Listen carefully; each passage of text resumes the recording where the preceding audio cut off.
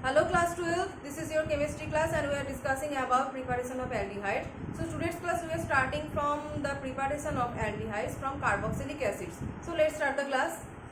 So preparation of aldehydes from carboxylic acids. From carboxylic acids. So far we have discussed that preparation of aldehydes from calcium salt of carboxylic acid, that is dry distillation of the calcium salt of carboxylic acid. So just like calcium formate, calcium acetate. So in that case by dry distillation we are getting simply the aldehyde.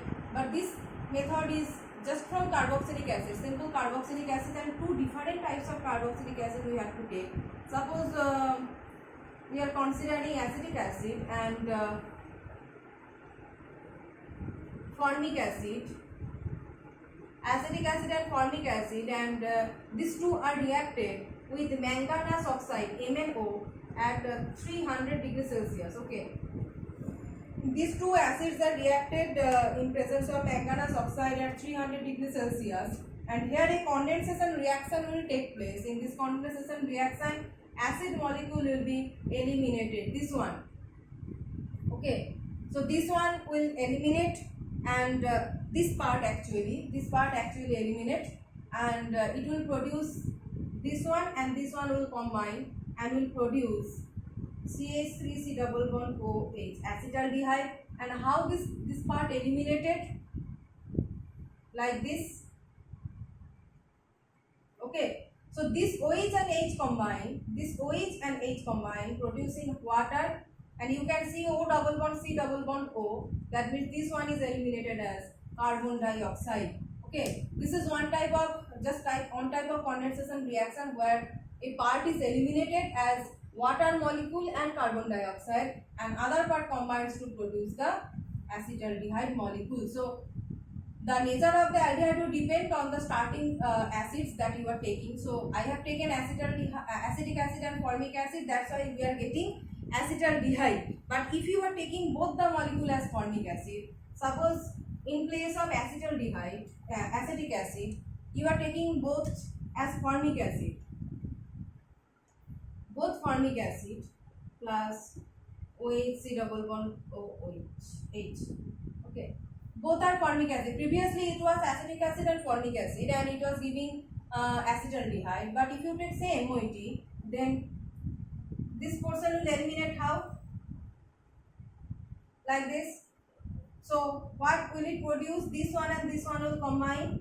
So HC double bond OH, that one is now C, it is formaldehyde, plus this portion is water and this portion is carbon dioxide. That means the nature of the aldehyde, nature of the product will depend upon the nature of the starting reagent. So if you take both two molecules of formic acid, you will get formaldehyde. If you take one molecule of acetic acid and one molecule of formic acid, 1 mole of 1:1 ratio actually. The ratio will be 1:1 molar ratio. Okay. So 1 mole of acetic acid and 1 mole of formic acid, then the product will be acetaldehyde.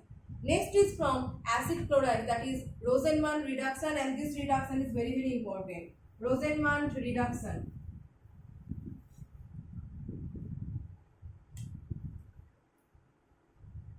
Rosenman reduction. So in Rosenman reduction, the starting material is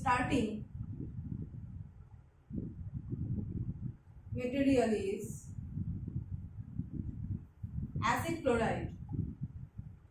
Acid chlorides, and the reagent here used is palladium hydrogen in presence of palladium BaSO4, barium sulfate, palladium BaSO4, and the solvent is boiling xylene. Okay. So this type of reagent is used, that is hydrogen palladium BaSO4, and palladium acts as a catalyst and in presence of BaSO4 it acts as a catalyst poison. Okay, acts as a catalyst poison. that is it reduces the further oxidation, it reduces the tendency of further oxidation of produced aldehyde. So what will be the example? Suppose we are considering acetyl chloride, CH3C double bond to Cl. This one is acetyl chloride, and you are reacting this acetyl chloride with hydrogen, palladium, BaSO4, hydrogen, palladium, BaSO4, boiling xylene,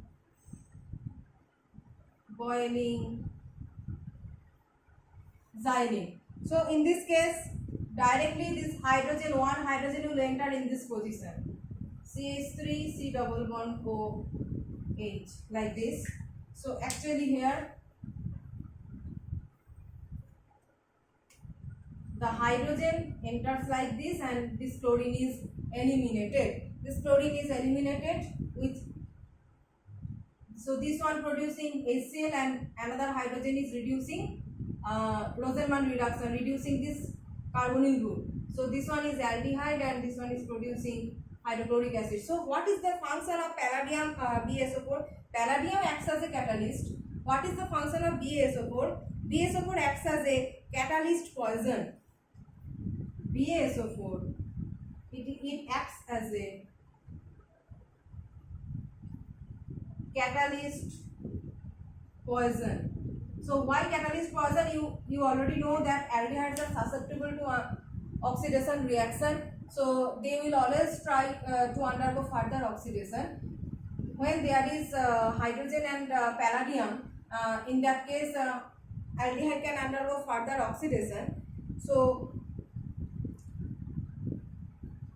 not oxidation, that will be reduction. In presence of palladium and hydrogen, this aldehyde can undergo further reduction actually, because hydrogen always do reduction, not oxidation. So hydrogen can further enter in this position, and it can reduce this aldehyde to alcohol like this, not oxidation here, because hydrogen, palladium, hydrogen, it is this reagent is for catalytic reduction. This is the Rosenman reduction, and the Rosenman reduction first step is producing the aldehyde, and this hydrogen can again enter to this carbon atom, and it can reduce this aldehyde to the alcohol like this. But we don't want this step, okay? This step is not expected. So to make this, if as we don't want this step, we are using barium sulfate as catalytic poison. Catalytic poison means it reduces the catalytic activity of palladium. It reduces the catalytic activity of palladium, and when it reduces the catalytic activity of palladium, this step is not observed. So barium sulfate reduces the catalytic activity of palladium. As soon as the catalytic activity is reduced, this hydrogen is further not able to reduce this produced aldehyde to alcohol. So that is the function of barium sulfate, and this is the important part of this reduction, Rosenman reduction, that why barium sulfate is used, that is to reduce the catalytic activity, to stop the further reduction of the produced aldehyde. So this is the whole thing about Rosenman reduction, and the next remaining method, that is Grignard reagent, Stephen method, etc., we will discuss in the next class.